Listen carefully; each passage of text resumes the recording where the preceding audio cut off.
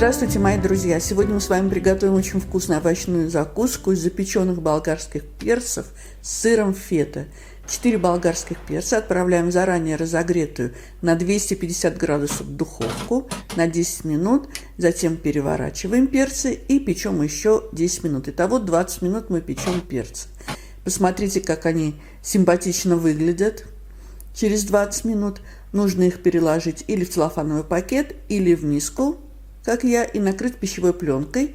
Нам нужно, чтобы перцы под пленкой как следует пропотели, тогда их легко будет очистить от кожуры.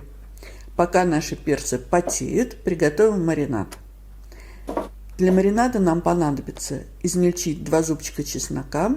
Пошаговый рецепт вы сможете прочитать в описании под видео.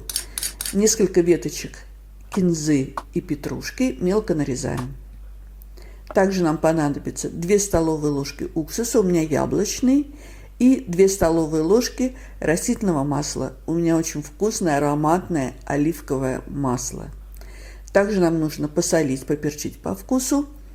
Количество соли зависит от того, насколько соленый будет у вас сыр. Все перемешиваем. Наш маринад готов. Прошло 15 минут. Сейчас мы будем чистить наши перцы. Посмотрите, они очень легко чистятся. Удаляем сердцевину с семечками. Друзья мои, если вам нравится видео, ставьте лайк, это поможет продвижению видео. Его увидит большее количество зрителей.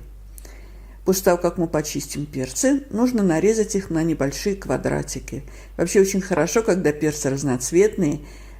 Закуска будет смотреться ярко, эффектно на праздничном столе. Нарезанные перцы выкладываем в маринад, перемешиваем все и отправляем в холодильник на пару часов. Прошло 2 часа, и мы будем собирать нашу закуску. Эту закуску можно сделать и порционно, и на большом блюде, на большую компанию. Выкладываем перцы, сверху крошим на них сыр фета. В моем случае это болгарская брынза, она достаточно соленая у меня.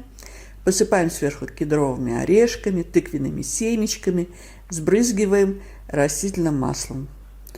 Посмотрите, как ярко, как красиво смотрится наша закуска. Ну, пробуем. Друзья мои, это очень вкусно. Приготовьте.